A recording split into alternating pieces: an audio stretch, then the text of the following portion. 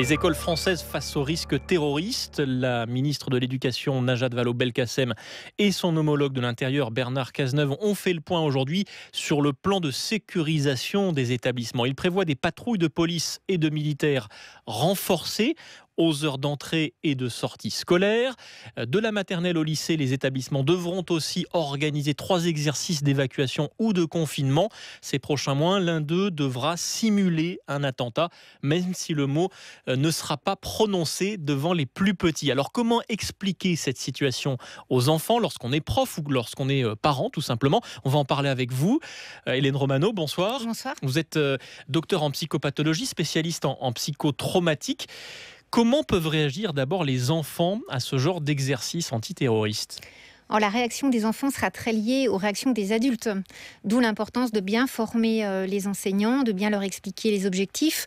C'est très important d'organiser ces exercices anti-intrusion, je pense que c'est comme ça que le terme va être utilisé, comme ça l'est en Palestine, comme ça l'est en Israël. C'est un modèle qui existe dans d'autres pays. Ça permet de ne pas être passif, d'être actif par rapport à un risque de menace qui existe, et maintenant on en a bien notion au niveau national. Donc ça, en fonction du mode de réaction des adultes, que les enfants vont être inquiets. Si l'adulte est plutôt posé, il explique ça simplement. Chacun fait ce qu'il a à faire. Il y aura de l'agitation, de l'énervement, mais il n'y aura pas de traumatisme comme c'est la crainte de certains parents. Surtout avec les plus petits ? Surtout avec les plus petits. Les plus petits sont encore plus attentifs à l'émotion, à tout ce qui va être chargé émotionnellement du côté des adultes, mais ils sont capables de comprendre. Alors, terroriste, c'est un terme qu'on peut utiliser, des très méchants, on peut le dire. C'est pas parce qu'on fait des exercices anti-agression qu'il y a des agressions. C'est pas parce qu'on fait des exercices anti-incendie qu'il y a des incendies. On apprend et on est actif. Et c'est aussi ça qu'on leur transmet au niveau éducatif. C'est pas être passif par rapport à ce qui peut arriver. On est acteur pour se protéger, pour se défendre. On a les ressources pour le faire, même quand on a 3-4 ans maternelle, il y a des choses qu'on peut faire. Est-ce qu'il n'y a pas un risque tout de même infime, de créer une peur qui n'existait pas avant ? Alors, vivre sans la peur, en fait, ça fragilise plus les enfants qu'autre chose. On aimerait bien les faire grandir dans la naphtaline et dans une bulle des bisounours, il ne se passe rien du tout. Mais la vie, elle est faite de souffrances et de drames et de choses difficiles. Donc, leur donner les moyens... Les parents passent beaucoup de temps à tenter de préserver leurs enfants des violences du monde qui les entoure. On le fait avec tout notre cœur de parents, mais on les fragilise plus qu'autre chose. Alors que les faire grandir en disant, si jamais il y a des méchants qui rentrent pour se protéger, qu'est-ce qu'on peut faire ? On bouge les tables, on fait ceci, on fait cela. Les enfants sont vraiment acteurs de leur propre défense. Et c'est aussi ça qui permet de lutter quand il y a des événements difficiles. C'est donner les ressources individuelles et aussi au niveau collectif classe, c'est ça qui sera mis aussi en place pour tenir face à des choses compliquées. À partir de quel âge, selon vous, on peut se lancer dans ce genre d'explication ? Je pense que très tôt, j'allais dire dès les crèches, alors ça va peut-être faire hurler vos auditeurs, mais les tout petits en crèche qui ont 2-3 ans, il y a des intrusions en crèche qui peuvent aussi se passer, et de pouvoir expliciter ce qu'on met en place si jamais il y a une inquiétude de quelque ordre que ce soit, comment les adultes vont réagir, c'est ça qui permet de prévenir.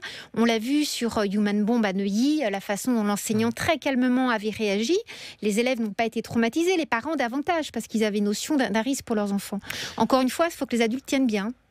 En maternelle, on ne va donc pas parler de terrorisme, il n'y aura pas non plus d'armes factices. C'est important, ça, de préserver quand même, d'adapter ces exercices à l'âge des enfants ? Alors, le mot terroriste pourrait être utilisé parce qu'ils en entendent parler à la maison, ils entendent les chaînes d'infos, la radio, donc c'est un mot. Ça représente quoi pour eux ? Ça représente les terroristes chez les tout petits, des très méchants, des gens tellement méchants qui donnent la mort. C'est ça les terroristes, c'est pas que des méchants simples. Donc le mot terroriste peut être posé pour pas laisser simplement les méchants. C'est pas tous les méchants qui risquent de rentrer et nous faire du mal. C'est souvent plus simple de mettre un mot que de laisser dans le flou, et c'est pas autant que tel traumatogène que de dire terroriste, attentat. C'est quand même particulier, c'est pour ça qu'on met en place un certain nombre de choses.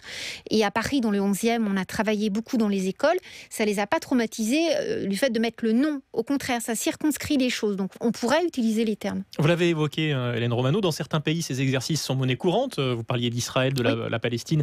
Il y a aussi les États-Unis ou le Japon pour des risques antisismiques. Tout à fait, comment ça se traduit ? Est-ce que ça crée des générations d'anxieux ou au contraire des générations de pragmatiques, de réalistes ? Est-ce qu'on peut mesurer ça à l'échelle d'un pays ? Ça crée des générations d'enfants, on le voit là sur les suivis des études qui ont été faites dans ces pays-là, très responsables, d'enfants qui connaissent la valeur de la vie et qui connaissent aussi la valeur du groupe.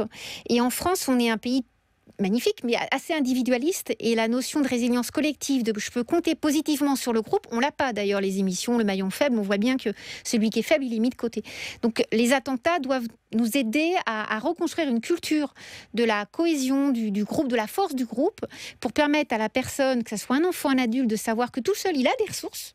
Donc il n'est pas qu'assisté, mais qu'en groupe, c'est encore mieux, il ne sera jamais seul. C'est vraiment ça qu'il y a à construire, et ces exercices-là peuvent être très, très, très précieux pour transmettre ça aux enfants. C'est important ce que vous dites et ça va peut-être rassurer certains parents qui nous écoutent. Justement, qu'est-ce qu'on peut leur conseiller à ces parents? À quoi doivent-ils être attentifs au moment de ces exercices? Parce qu'on sait parfois que les enfants ne laissent pas forcément transparaître leur peur. Alors ce qui va être important, c'est que les parents puissent être prévenus par l'éducation nationale et les classes quand auront lieu les attentats, les exercices d'attentats, bien évidemment, prévention attentats, pour qu'ils sachent un petit peu comment ça s'est organisé, comment leurs enfants ont réagi, pour que les parents soient acteurs aussi de ce mode de prévention, et que les parents puissent avoir les éléments, si leur enfant est plus anxieux, s'il va à l'école, si il est plus inquiet le soir pour s'endormir, s'il il joue plus, s'il est plus en retrait, qu'ils puissent avoir les éléments et les ressources pour faire face à ces éléments d'inquiétude sur le comportement de l'enfant. Donc il y a beaucoup de choses à faire aussi pour associer les parents à ces actions de prévention.